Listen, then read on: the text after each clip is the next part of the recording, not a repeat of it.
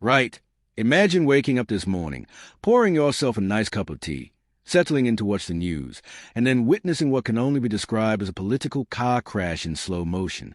We are talking about a moment so exquisitely awkward, so magnificently uncomfortable, that even the most seasoned political observers had to pause their cornflakes and go, bloody hell, did that just happen?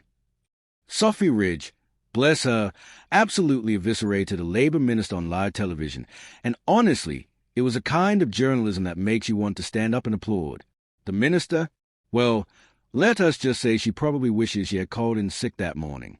This is a masterclass in how not to handle an interview, and trust me, you are going to want to hear every single glorious detail.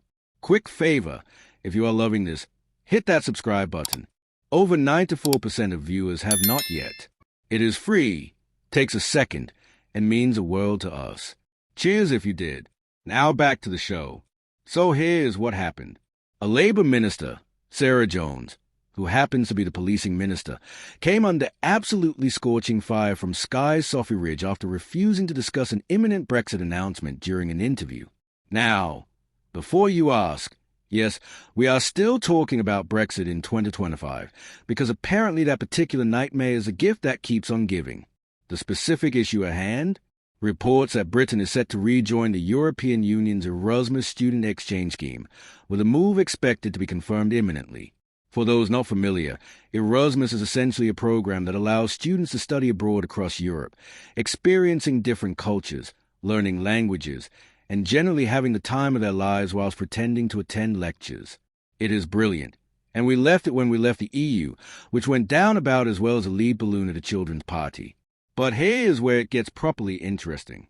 When asked during an interview on Sky News' Ridge and Thrust program about whether the UK is rejoining Erasmus, Sarah Jones did what politicians do best when they are caught in a corner. She absolutely refused to give a straight answer. Her response? So I cannot get ahead of that announcement.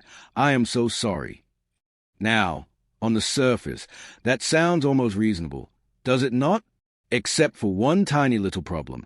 The news had already been briefed to every major newspaper in the country. Everyone knew about it. Your Nan probably knew about it. The entire nation was sitting there waiting for the official announcement, and here was a government minister on live television pretending she could not possibly comment. It is like watching someone stand in the rain with an umbrella and insist they have absolutely no idea why they are getting wet. And this is where Sophy Ridge earned her salary for the entire year in about 30 seconds.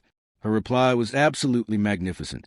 Oh, come on, this is so frustrating. I mean, it must be annoying for you as well. It has been briefed. It is in all the papers. Can we just take a moment to appreciate the sheer brilliance of that response? She did not just call out the absurdity of the situation. She did it with a kind of polite exasperation that is so quintessentially British you could practically hear the collective nodding of heads across the nation. It was less gotcha journalism and more, look, we are all adults here. Can we please stop pretending we do not know what is happening? But Sarah Jones, bless her heart, was not backing down. She doubled down with, it is not an announcement that has been confirmed. Right. So it has been briefed to every journalist in Westminster. It is splashed across the front pages. But technically, officially, formally, it has not been confirmed. This is a political equivalent of your mate telling everyone at the pub that he is getting engaged, and then when someone asks him directly, he says, I cannot possibly comment on my personal life right now. Mate, you literally told everyone. The jig is up, the cat is out of the bag, the horse has bolted, and it is currently doing victory laps around Parliament Square. Now, Sophy Ridge was just getting warmed up. She went on, I will be honest, this goes to the heart of why. I mean, what is going on with the government communications? Why are you briefing out a story if you then cannot talk about it at 7 in the morning? And this, ladies and gentlemen, is a question that cuts right to the heart of everything wrong with modern political communication. The government deliberately leaks stories to gauge public reaction, to control the narrative, to make sure friendly journalists get the scoop first. But then when they are asked about it in public, they suddenly develop amnesia. It is media manipulation at its finest, except everyone can see exactly what is happening, and it makes them look either dishonest or incompetent. Probably both. Sarah Jones tried to pivot. She really did. The announcement has not been made. I am here to talk about violence against women and girls. Now, That is a genuinely important topic, and fair play to her for trying to redirect the conversation to something substantive. But here's the thing.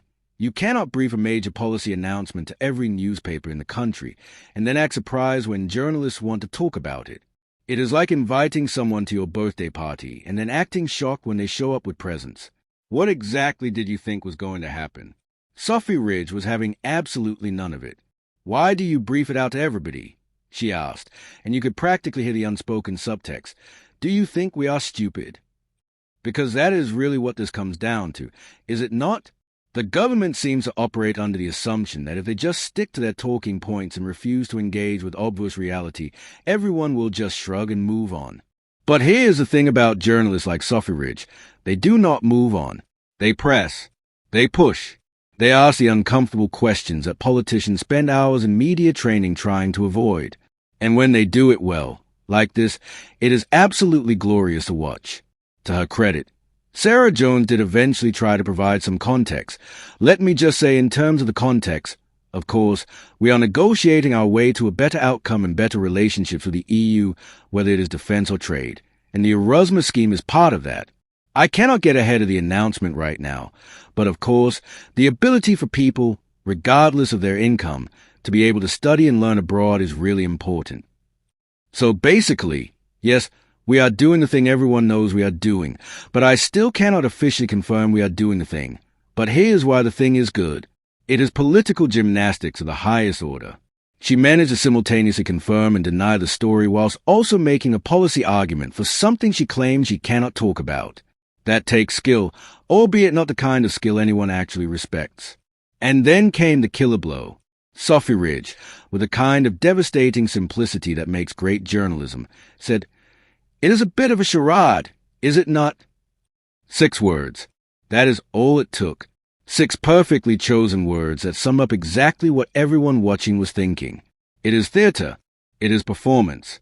It is a carefully choreographed dance where everyone knows the steps, but we all have to pretend we do not. And when someone points that out so plainly, so directly, there is nowhere left to hide. Sarah Jones had been well and truly skewered, and there was absolutely nothing she could do about it except sit there and take it. Now, let us zoom out for a second and talk about what this actually means beyond one awkward interview. Work on the UK joining the Erasmus program is part of Prime Minister Sir Keir Starmer's push for closer ties with Brussels. And this is where things get properly complicated, because we are now nearly 4 years past Brexit, and the government is quietly, gradually, incrementally trying to rebuild some of the bridges that were rather enthusiastically burned. Rejoining Erasmus is actually quite significant. It is not just about students having nice holidays in Barcelona or Paris, though that is part of it. It is about educational exchange, cultural understanding, and the kind of soft power that countries actually need to maintain influence in the world. But here's a political minefield they are trying to navigate. How do you rebuild relationships with the EU without admitting that leaving was perhaps not the brilliant idea it was sold as? How do you rejoin programs like Erasmus without the people who supported Brexit feeling like they are being betrayed? How do you do all of this whilst the Conservative opposition is absolutely gagging to accuse you of betraying the Brexit vote? It is like trying to UN bake a cake. The ingredients are all still there, theoretically, but putting them back together in any kind of sensible order is nearly impossible. This is why the government's communication strategy has been so painfully clumsy. They want the credit for rejoining popular programs like Erasmus, but they also want to avoid the political backlash from Brexit supporters. So they leak it to the papers to test the waters, see how people react, and then refuse to confirm it officially until they are absolutely sure it is safe. It is politics at its most calculating and its most cowardly. Pick a lane, make a decision, stand by it. But this endless hedging and briefing and non-confirming just makes them look weak and indecisive. And voters notice this stuff more than politicians think they do. When you see a minister on television refusing to answer a straightforward question about something that is already in every newspaper, you do not think, "Oh, she is being very professional and proper." You think she is taking me for an idiot. You think they are playing games. You think they are more interested in managing the media than actually governing. And you are not wrong to think those things, because that is exactly what is happening. What makes the Sophy Ridge interview so significant is that it pulled back the curtain on all of this. She did not let the minister hide behind process and procedure and waiting for the official announcement.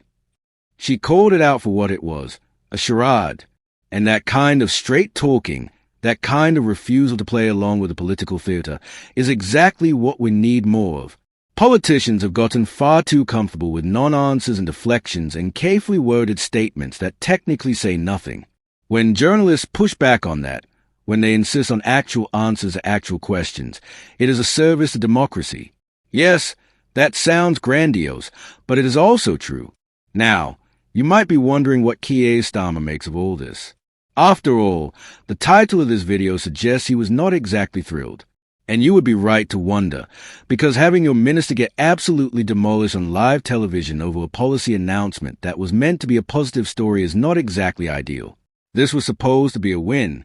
Rejoining Erasmus is popular with young people, with educators, with anyone who thinks international exchange and cooperation is generally a good thing. But instead of positive headlines about opportunities for students, we got headlines about awkward interviews and communication failures. That is a spectacular own goal.